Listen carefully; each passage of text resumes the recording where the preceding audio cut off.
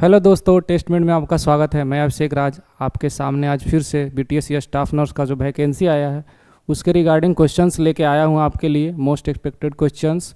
आज का हमारा सब्जेक्ट है ऑब्स्टेट्रिकल नर्सिंग और हमारा टॉपिक क्या है? हमारा टॉपिक है anatomy and physiology of pregnancy, child birth and puerperium. तो इससे रिगार्डिंग आज हम लोग मोस्ट एक्सपेक्टेड क्वेश्चन करेंगे। इससे पहले हम लोग जो है न्यूट्रिशन एंड डाइटेटिक्स का 4 क्लासेस हम लोग किए हैं, जिसमें हम लोग मोस्ट इफेक्टिव ऑब्जेक्टिव किए हैं। जो लोग नहीं देखे हैं उसको जाके देख लेंगे। और आज का हमारा जो टॉपिक है ऑब्स्टेट्रिकल नर्सिंग, उससे रिलेटेड हम लोग क्वेश्चन करेंगे। ठीक है, तो पहला सवाल आपके सामने है, what is the normal duration of human pregnancy? मनुष्य में सामान्य गर्भावधि कितनी होती है? ऑप्शंस हमारे यहाँ पे दिए गए हैं, 36 वीक्स, 38 वीक्स, 40 वीक्स और 42 वीक्स। तो आप लोग आंसर कीजिए। हमारा राइट आंसर क्या हो जाएगा? 40 वीक्स हो जाएगा। क्यों होगा 40 वीक्स? क्योंकि नॉर्मल जो है ड्यूरेशन कितना होता है हमारा प्रेगनेंसी का? 40 वीक्स ही होता है, मतलब 280 डेज। 280 डेज का नॉर्मल हमारा प्रेगनेंसी का पीरियड होता है। 36 वीक्स नहीं होगा, वो प्री मैच्योर डिलीवरी उसमें हो जाएगा, प्री मैच्योर पीरियड उसको हम लोग कहते हैं। 38 वीक्स ही वो थोड़ा कम होता है, लेकिन उसको भी हम लोग नॉर्मल में ही मान के चलते हैं। 42 वीक्स जो है वो पोस्ट टर्म पीरियड उसको हम लोग बोलते हैं, वो ज़्यादा पीरियड हो जाता है। तो नॉर्मली हम लोग का कितना होता है? 40 वीक्स का प्रेगनेंसी का ड्यूरेशन होता है, मतलब 280 दिन लगभग। ठीक है, तो ये हमारा राइट आंसर यहाँ पे हो जाएगा। नेक्स्ट क्वेश्चन,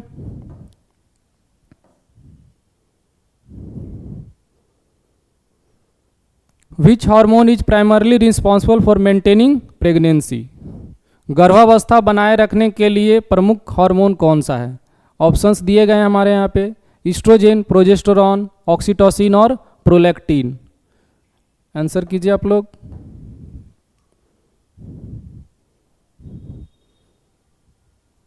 ईस्ट्रोजेन नहीं होगा, ये राइट आंसर नहीं होगा, क्योंकि ये इससे रिलेटेड नहीं है। मेनली यहाँ पे क्वेश्चन क्या कर रहा है? Maintaining pregnancy. प्रेगनेंसी को कौन मेंटेन करता है? सारे हार्मोन रिस्पॉन्सिबल होते हैं प्रेगनेंसी में, लेकिन मेनली ज़्यादा कौन रिस्पॉन्सिबल होता है? तो ईस्ट्रोजेन का उतना इंपॉर्टेंट रोल नहीं है प्रेगनेंसी में।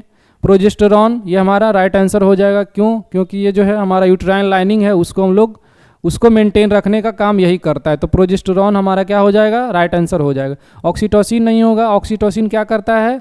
ये कॉन्ट्रैक्शन एंड रिलैक्सेशन करवाता है during delivery of the baby. और प्रोलैक्टिन क्या करता है? प्रोलैक्टिन भी आंसर नहीं होगा। प्रोलैक्टिन क्या करता है? ये मिल्क प्रोडक्शन का काम करता है। तो मेनली हमारा राइट आंसर क्या हो जाएगा यहाँ पे? प्रोजेस्टेरॉन, जो कि क्या करता है? प्राइमरी रिस्पॉन्सिबल होता है मेंटेनिंग प्रेगनेंसी। प्रेगनेंसी को मेंटेन रखने में 9 मंथ का जो पीरियड होता है, 280 दिन का जो पीरियड होता है, उसको मेंटेन करने में मेनली जो है इंपॉर्टेंट रोल किसका होता है? प्रोजेस्टेरॉन का होता है। ठीक है, next question, which is the first sign of pregnancy? गर्भावस्था का पहला लक्षण कौन सा होता है?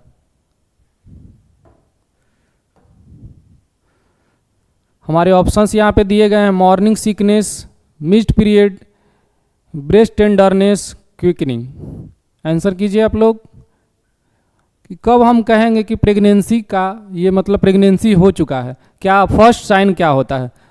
मॉर्निंग सिकनेस क्या होता है? मिस्ड पीरियड होता है, या ब्रेस्ट टेंडरनेस होता है, या क्विकनिंग होता है? मेनली जो है कैसे पता हम लोग करते हैं कि प्रेगनेंसी हो चुका है? हमारा राइट आंसर यहाँ पे क्या होगा? Missed period. जो नॉर्मल मेंस्ट्रुअल साइकिल है, अगर वो जो है नहीं हो रहा है किसी फीमेल में जनरली, तो हम लोग उसको क्या कहेंगे कि वो फीमेल जो है वो प्रेग्नेंट है। ठीक है, तो ये हमारा राइट आंसर होगा। मॉर्निंग सिकनेस ये नहीं होगा, सुबह का उल्टी ये नहीं रिस्पॉन्सिबल उतना। ब्रेस्ट टेंडरनेस और सारे कंडीशंस में होते हैं। क्विकनिंग ये जो है भ्रूण की हलचल महसूस होना। तो जब पहले प्रेगनेंसी होगा उसके बाद जो है फीटस का डेवलपमेंट होगा, उसके बाद जो है ये क्विकनिंग होगा, मतलब भ्रूण की हलचल महसूस होगा। तो हम लोग पहले इस यहाँ पे क्या देखेंगे कि फर्स्ट साइन क्या है प्रेगनेंसी का? तो हमारा फर्स्ट साइन क्या हो जाएगा? Missed period. किसी फीमेल को अगर रेगुलर मेंस्ट्रुअल साइकिल हो रहा है और उसका अचानक जो है मेंस्ट्रुअल साइकिल रुक जाए, तो उसको हम लोग मिस्ड पीरियड बोलते हैं। मतलब कि उसका जो है एग और ओवम फर्टिलाइज कर चुका है और वो जो है अब बेबी डेवलपमेंट के प्रोसेस में है। तो सबसे पहला हमारा इंडिकेशन क्या रहता है? मिस्ड पीरियड, मतलब मेंस्ट्रुअल साइकिल रुक जाएगा। ठीक है, ये हमारा राइट आंसर हो जाएगा। नेक्स्ट क्वेश्चन,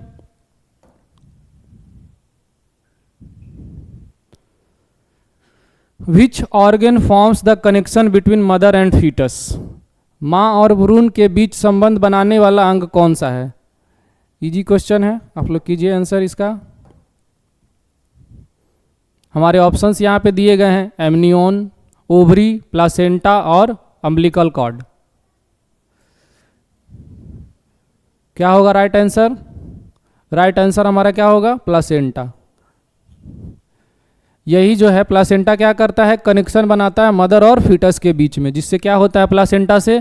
न्यूट्रिएंट्स और ब्लड सप्लाई उसको मिलता है, बच्चे को ऑक्सीजन मिलता है, जिसके कारण बच्चे का नॉर्मल डेवलपमेंट हो पाता है। तो प्लासेंटा ही जो है वो कनेक्शन का काम करता है फीटस और मदर के बीच में।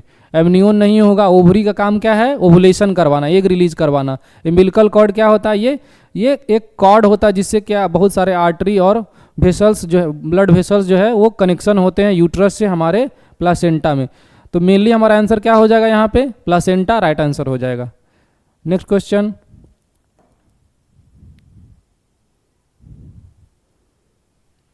क्वेश्चन खुद से पढ़िए और राइट आंसर करने का प्रयास कीजिए।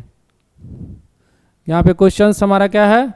Which hormone stimulates milk secretion after child birth?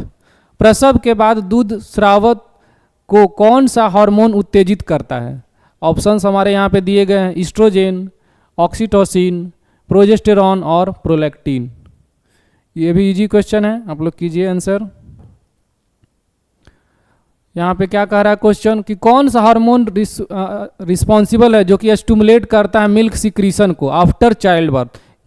Child birth मतलब डिलीवरी हो चुका है बेबी का, उसके बाद जो है कौन सा हार्मोन रिलीज करवाता है, सिक्रीशन करवाता है मिल्क का? तो हमारा यहाँ पे क्या होगा आंसर? हमारा राइट आंसर यहाँ पे क्या हो जाएगा? Which hormone stimulates milk secretion. Milk secretion में हम इससे पहले क्वेश्चन में बता चुके हैं एक्सप्लेनेशन में कि प्रोलैक्टिन क्या करता है?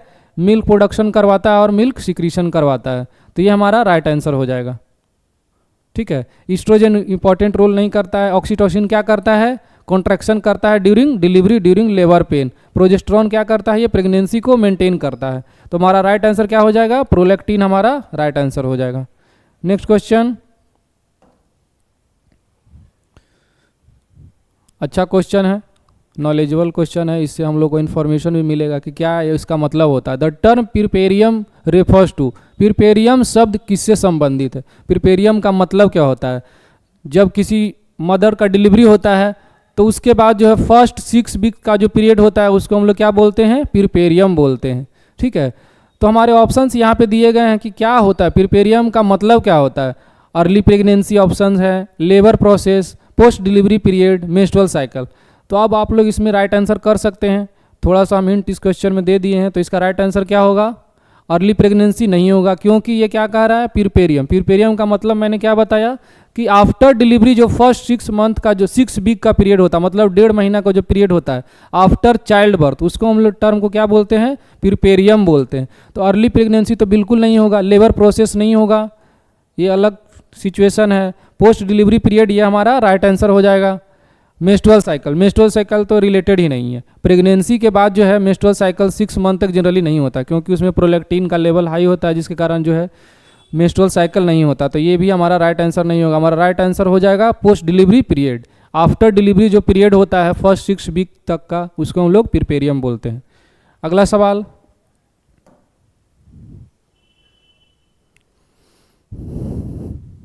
अच्छा क्वेश्चन है, आप लोग पढ़िए और आंसर करने का कोशिश कीजिए। Which physiological change is commonly seen in cardiovascular system during pregnancy? गर्भावस्था के दौरान हृदय प्रणाली में कौन सा परिवर्तन आम है? हमारे ऑप्शंस दिए गए हैं, decrease in blood volume, increase in cardiac output, decrease in heart rate, constriction of blood vessels. कौन सा फिजियोलॉजिकल चेंज जनरली होता है कार्डियोवास्कुलर सिस्टम में ड्यूरिंग प्रेगनेंसी? तो क्या होता है? क्या डिक्रीज इन ब्लड वॉल्यूम होता है? नहीं होता है। इंक्रीज इन कार्डियक आउटपुट हो सकता है, और यही हमारा राइट आंसर हो जाएगा। डिक्रीज इन हार्ट रेट नहीं होता है, और कंस्ट्रिक्शन ऑफ ब्लड वेसल्स, ये भी नहीं होता है। तो हमारा राइट आंसर क्या हो जाएगा, कार्डियक आउटपुट बढ़ जाता है उस समय। फिजियोलॉजिकल चेंजेज में क्या होता है, फीमेल जो प्रेग्नेंट रहती है उसमें क्या होता है, कार्डियोवास्कुलर सिस्टम में क्या होता है, कार्डियक आउटपुट उसका बढ़ जाता है, क्योंकि उसको अपना खुद का ही जो है फिजियोलॉजी को मेंटेन करना है और बच्चे को फिजियोलॉजी मेंटेन करना है, उसको भी प्रॉपर ऑक्सीजन और न्यूट्रिएंट्स देना है। तो इस कारण क्या होता है, कार्डियक आउटपुट थोड़ा सा बढ़ जाता है प्रेगनेंसी के दौरान। ठीक है, तो ये हमारा राइट आंसर हो जाएगा। अगला सवाल,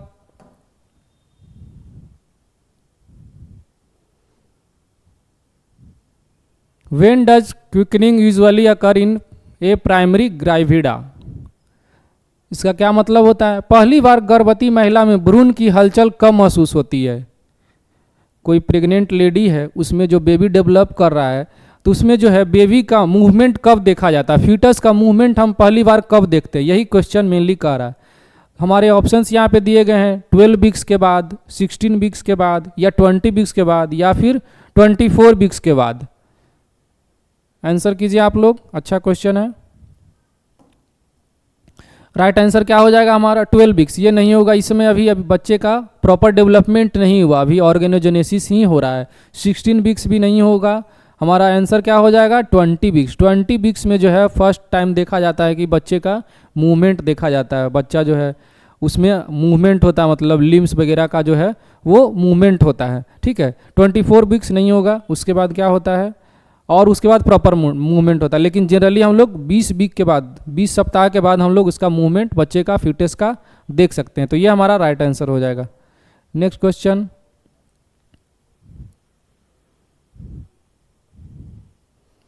विच hormone causes uterine contraction during labour.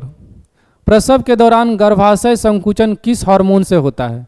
Options दिए गए हैं, ईस्ट्रोजेन, रिलैक्सिन, ऑक्सीटोसिन और प्रोजेस्टेरॉन। अच्छा सवाल है, आंसर कीजिए, और जो क्वेश्चन में डाउट होता है उसको नोट कर लीजिए, आगे रिवीजन करने में आपको आसानी होगी। हमारे ऑप्शंस यहाँ पे राइट क्या हो जाएगा, ऑक्सीटोसिन राइट आंसर हो जाएगा। इजी क्वेश्चन है। यूटेराइन कॉन्ट्रैक्शन ड्यूरिंग लेबर कौन करवाता है, ऑक्सीटोसिन हार्मोन करवाता है। ऑक्सीटोसिन का मेनली यही काम है कि ड्यूरिंग लेबर के दौरान क्या होता है, यूटेराइन कॉन्ट्रैक्शन कौन करवाता है, ऑक्सीटोसिन। और ऑक्सीटोसिन रिलीज कहाँ से होता है, ये हमारा पिट्यूटरी से रिलीज होता है।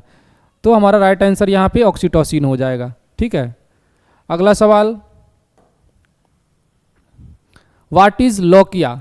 लौकिया क्या होता है। हमारे ऑप्शंस दिए गए हैं, हार्मोनल चेंज मतलब हार्मोन में परिवर्तन। दूसरा ऑप्शन है पोस्टपार्टम यूटेराइन डिस्चार्ज, प्रसवोत्तर रक्तस्राव। या तीसरा ऑप्शन दिया गया है type of pen during labour, प्रसव पीड़ा का प्रकार। और चौथा ऑप्शन है प्लासेंटल हार्मोन, अपरा हार्मोन। क्या होगा राइट आंसर, लोकिया क्या होता है। लोकिया क्या होता है, पोस्टपार्टम यूटेराइन डिस्चार्ज होता है, उसको हम लोग लोकिया बोलते हैं। ठीक है, लोकिया क्या होता है, पोस्टपार्टम यूटेराइन डिस्चार्ज। और पोस्टपार्टम का मतलब क्या होता है, पोस्टपार्टम का मतलब आफ्टर डिलीवरी। आफ्टर डिलीवरी जो यूटेराइन डिस्चार्ज होता है उसको हम लोग क्या बोलते हैं, लोकिया बोलते हैं। हमारा हार्मोनल चेंज ये रिलेटेड बिल्कुल नहीं है। टाइप ऑफ पेन भी रिलेटेड ऑप्शन नहीं है। प्लासेंटल हार्मोन ये भी नहीं है। तो हमारा राइट आंसर क्या हो जाएगा, लोकिया का मतलब क्या होता है, पोस्टपार्टम यूटेराइन डिस्चार्ज। यूटेराइन से जो भी कंटेंट रहता है आफ्टर डिलीवरी वो निकलता है, उसी को हम लोग क्या बोलते हैं, लोकिया बोलते हैं। जिसमें हमारा प्लासेंटा हो सकता है और ब्लड वेसल्स हो सकते हैं। तो यही सारे चीज़ जो होते हैं जो कि डिस्चार्ज होता है यूट्रस से, उसको हम लोग क्या बोलते हैं, लोकिया बोलते हैं। अगला सवाल,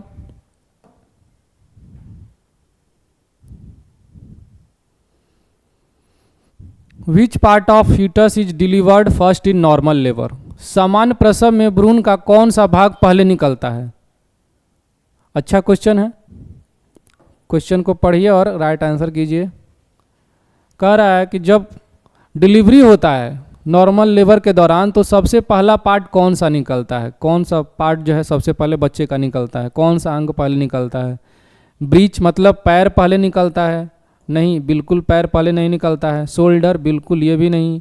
हेड, हाँ हेड पहले निकलता है। जनरल नॉर्मल कंडीशन में जो है क्या होता है, सबसे पहले फीटस का हेड निकलता है, वो हमारा लोअर यूटेराइन सेगमेंट में आके जो है हेड जो फिट हो जाता है, जिसके कारण जब नॉर्मल लेबर होता है तो उस समय सबसे पहले हमारा हेड बाहर आता है बच्चे का, उसके बाद अम्बिलिकल कॉर्ड लास्ट में आता है। तो राइट आंसर क्या हो जाएगा, हेड, सिर पहले आता है बच्चे का। डिलीवरी के दौरान। अगला सवाल, during which trimester is organogenesis completed? अंग निर्माण किस त्रैमासिक में पूरा होता है? ये भी अच्छा क्वेश्चन है, आप लोग आंसर कीजिए। क्वेश्चन यहाँ पे क्या कह रहा है, ड्यूरिंग विच ट्राइमेस्टर। ट्राइमेस्टर का मतलब 3 मंथ का जो पीरियड होता है उसको हम लोग ट्राइमेस्टर बोलते हैं। तो टोटल 9 मंथ का प्रेगनेंसी का पीरियड होता है, तो उसमें 3 ट्राइमेस्टर होता है। उसमें हम लोग जो है फर्स्ट ट्राइमेस्टर, सेकेंड ट्राइमेस्टर और थर्ड ट्राइमेस्टर में डिवाइड किए। तो यहाँ पे हमारा क्वेश्चन कह रहा है कि ऑर्गेनोजेनेसिस का मतलब ऑर्गेन का फॉर्मेशन। जहाँ भी कहीं बर्ड जेनेसिस लगेगा उसका मतलब क्या समझना है, उसका मीनिंग समझना है फॉर्मेशन। तो कह रहा है क्वेश्चन कि during which trimester is organogenesis completed?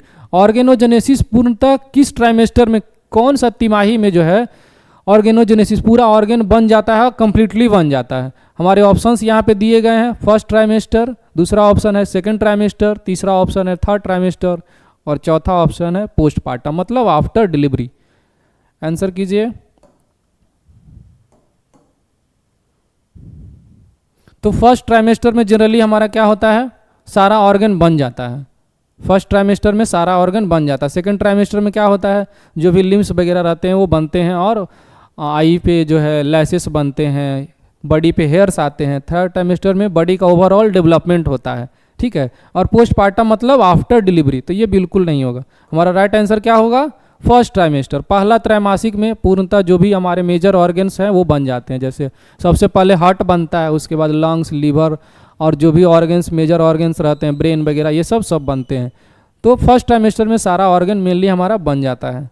ये हमारा राइट आंसर होगा। अगला सवाल,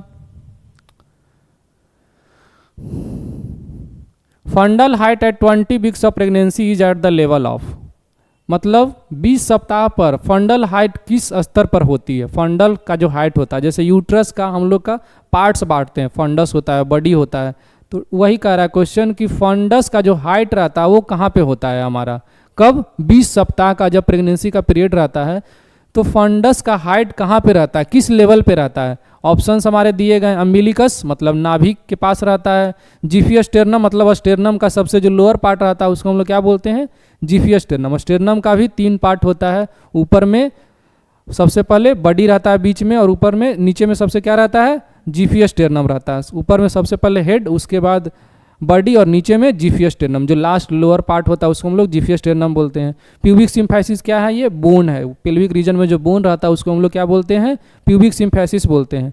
और चौथा ऑप्शन है मिडवे बिटवीन अम्बिलिकस एंड जिफियस स्टेर्नम, मतलब अम्बिलिकस और जिफियस स्टेर्नम के बीच में रहता है।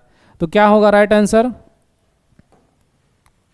ये हमारा राइट आंसर हो जाएगा, अम्बिलिकस रीजन के पास रहता है। किस लेवल पे रहता है, अम्बिलिकस मतलब नाभि के पास रहता है। हमारा यूट्रस का जो फंडस रीजन रहता है वो कहाँ पे रहता है, नाभि के आसपास रहता है, नाभि के लेवल पे हमारा यूट्रस आ जाता है, ठीक है।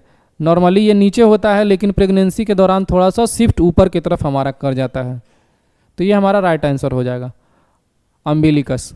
अगला सवाल, which fetal membrane ruptures during labour, मतलब प्रसव के दौरान कौन सी भ्रूण झिल्ली फटती है? मतलब जब डिलीवरी होता है, जब लेबर होता है, तो उस समय जो है फीटस का कौन सा मेम्ब्रेन, बहुत सारे मेम्ब्रेन्स होते हैं, तो उसमें कह रहा है सबसे पहला मेम्ब्रेन कौन सा रप्चर होता है?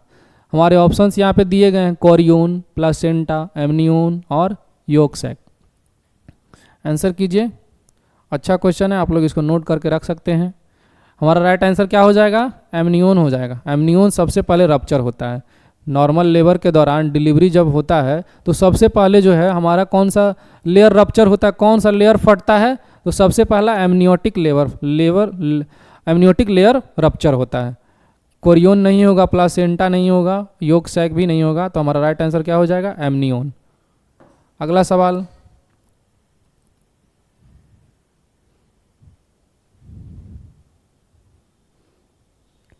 क्वेश्चन पढ़िए और आंसर कीजिए।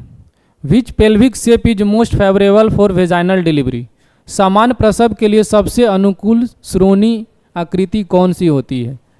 ठीक है, पेल्विक का शेप कैसा होता है most favourable during vaginal delivery? और वेजाइनल डिलीवरी किसी का हो रहा है जिसको हम लोग नॉर्मल डिलीवरी भी कहते हैं, तो उस कंडीशन में पेल्विक का शेप कैसा होता, मोस्ट फेवरेबल मतलब सबसे अच्छा शेप कौन सा होता है जिसके कारण बच्चे को जो है नॉर्मल डिलीवरी हो, किसी तरह उसको ज़्यादा परेशानी ना हो।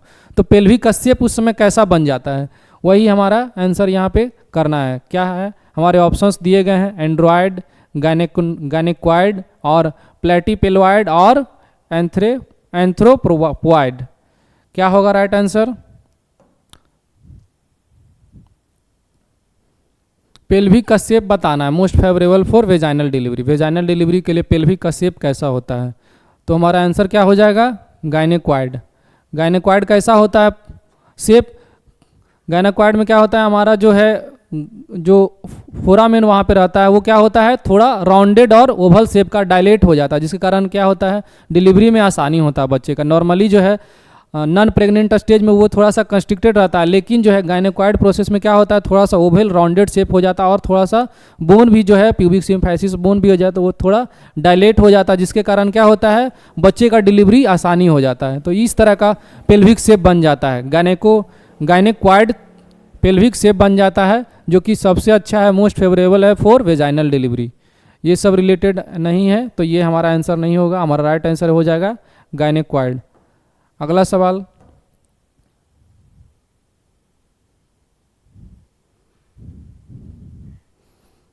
बहुत अच्छा क्वेश्चन है, आंसर कीजिए। पहले क्वेश्चन पढ़िए, समझिए क्वेश्चन क्या कह रहा है, उसके क्वेश्चन को समझने के बाद राइट आंसर कीजिए।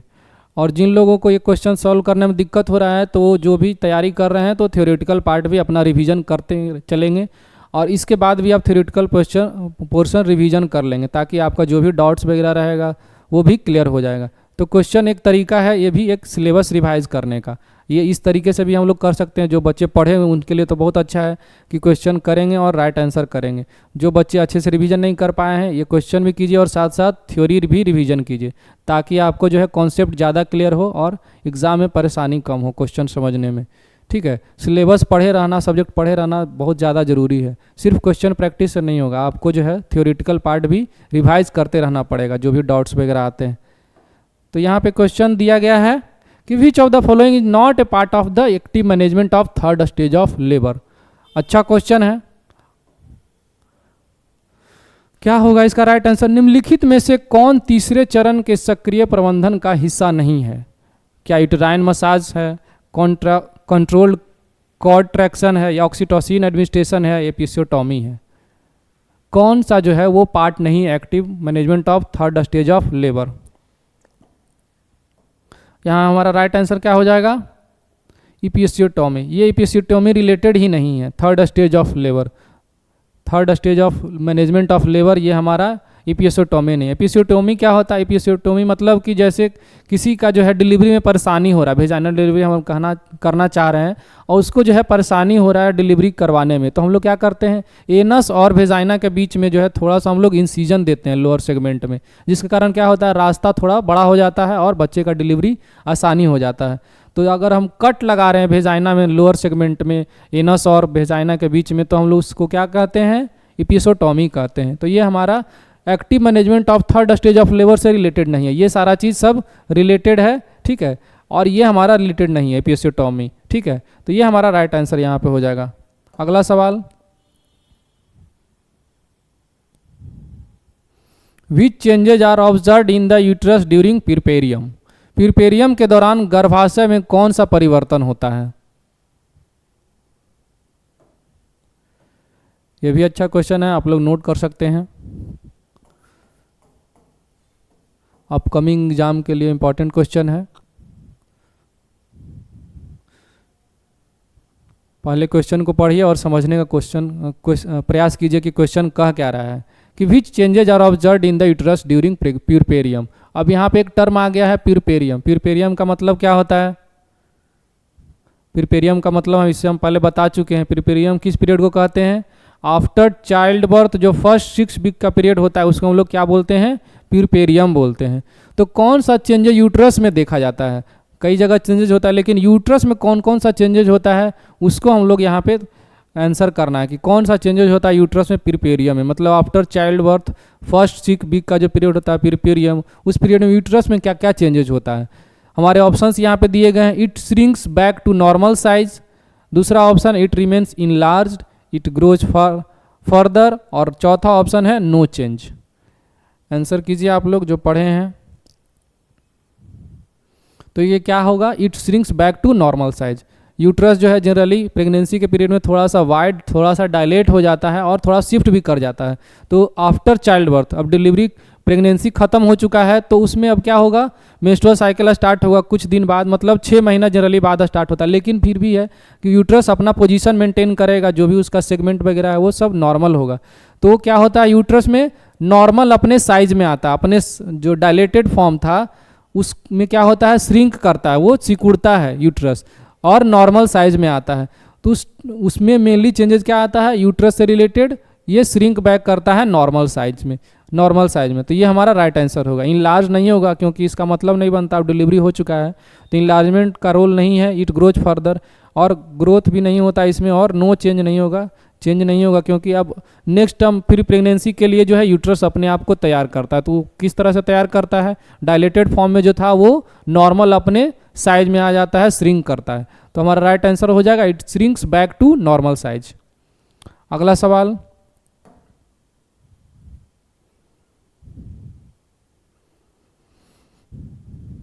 What is the typical duration of puerperium. Puerperium की सामान्य अवधि क्या होती है। इससे पहले हम लोग एक्सप्लेन कर चुके हैं, और देखिए फिर आपके सामने सवाल भी आ गया कि प्यूरपेरियम कितना पीरियड का होता है, कौन सा ड्यूरेशन प्यूरपेरियम का होता है। हमारे ऑप्शंस यहाँ पे दिए गए हैं, 1 week, 6 week, 3 months, until next pregnancy. Answer कीजिए आप लोग। अनटिल नेक्स्ट प्रेगनेंसी क्या ये होगा, नहीं होगा। अभी हम बताए हैं कि प्यूरपेरियम किस पीरियड तक कहेंगे, after child birth first 6 week का जो पीरियड होता है उसको हम लोग प्यूरपेरियम बोलते हैं। तो 3 मंथ भी नहीं होगा, ये ज़्यादा हो जाएगा। 6 वीक मतलब लगभग 1.5 महीना, 1.5 मंथ, 1.5 मंथ का जो पीरियड होता है वो ड्यूरेशन होता है, वो 6 वीक का ड्यूरेशन होता है, प्यूरपेरियम का ड्यूरेशन होता है 1 वीक, ये बहुत कम है तो ये नहीं होगा। ठीक है, तो राइट आंसर हो जाएगा हमारा 6 वीक्स, 6 सप्ताह। अगला सवाल, which of the following is the main cause of postpartum haemorrhage. अब यहाँ पे एक टर्म नया आया है, पोस्टपार्टम हेमरेज। पोस्टपार्टम हेमरेज का क्या मतलब होता है, पोस्टपार्टम, पोस्ट मतलब बाद में, पार्टम मतलब डिलीवरी, तो आफ्टर डिलीवरी हेमरेज, मतलब हेमरेज का मतलब ब्लीडिंग। तो प्रेगनेंसी के बाद जो डिलीवरी होता है, प्रेगनेंसी के बाद जो ब्लीडिंग होता है उसको हम लोग क्या बोलते हैं, पोस्टपार्टम हेमरेज। बहुत ज़्यादा अगर ब्लीडिंग हो रहा है प्रेगनेंसी के बाद तो उसके लिए हम एक टर्म देते हैं पोस्टपार्टम हेमरेज, जिसको हम लोग शॉर्ट फॉर्म में PPH भी बोलते हैं। कहीं पे क्वेश्चन में PPH भी लिखा आ सकता है, तो शॉर्ट फॉर्म भी पता होना चाहिए। एग्जामिनर जो है ये कंफ्यूज करने के लिए आपको दे देगा, पूरा नाम नहीं देगा, सिर्फ शॉर्ट में लिख देगा PPH। तो PPH का मतलब क्या समझना है, पोस्टपार्टम हेमरेज। तो कह रहा है क्वेश्चन का, what is the following, which of the following is the main cause of postpartum haemorrhage. Postpartum haemorrhage होने का मुख्य कारण क्या है, क्या रिटेंड प्लासेंटा है, यूटेराइन एटोनी है, सर्वाइकल टीयर है, या कोगुलेशन डिसऑर्डर है। आंसर कीजिए आप लोग, अच्छा क्वेश्चन है ये। रिटेंड प्लासेंटा नहीं, यूटेराइन एटोनी राइट आंसर हो जाएगा, ये हमारा राइट आंसर हो जाएगा। सर्वाइकल टीयर ये भी नहीं होगा, कोगुलेशन डिसऑर्डर ये भी नहीं होगा। क्यों, यूटेराइन एटोनी, यूटेराइन एटोनी मतलब यूट्रस में जो है वो ब्लीडिंग होता है बहुत ज़्यादा, तो उस टर्म को हम लोग क्या बोलते हैं, नॉर्मली ब्लीडिंग नहीं होता है, प्लासेंटा निकलता है। और तो इस कंडीशन में क्या होगा, यूटेराइन एटोनी में यूट्रस के अंदर जो प्लासेंटा है उसके वेसल्स जो है वो डायलेटेड रहते हैं और वो क्लोज नहीं हो पाते हैं, जिसके कारण क्या होता है, बहुत ज़्यादा ब्लीडिंग होता है आफ्टर डिलीवरी। उस हम टर्म को क्या बोलते हैं, यूटेराइन एटोनी। और ये मेन कॉज है, प्राइमरी कॉज है PPH होने का, पोस्टपार्टम हेमरेज होने का मुख्य कारण है कि जो भी प्लासेंटा और जो भी कंटेंट है वो ब्लड वेसल्स उसमें बहुत सारे रहते हैं, फाइन, जो कि न्यूट्रिशन देने का काम करते हैं बच्चे को। तो जनरली क्या होता है, वो वेसल्स क्लोज हो जाते हैं। लेकिन इस कंडीशन में क्या होगा, यूटेराइन एटोनी में मतलब गर्भाशय की शिथिलता में क्या होगा, वो ब्लड वेसल्स जो है वो क्लोज नहीं हो पाते, जिसके कारण ओपन रहने के कारण बहुत ज़्यादा ब्लीडिंग हो जाता है बहुत तेज़ी से। वो क्या हो सकता है, हमारा मुख्य कारण है PPH होने का। तो ये हमारा राइट आंसर हो जाएगा, यूटेराइन एटोनी। रिटेंड प्लासेंटा भी नहीं होगा, तो हमारा राइट आंसर यूटेराइन एटोनी। आप लोग इसको नोट करके रख सकते हैं।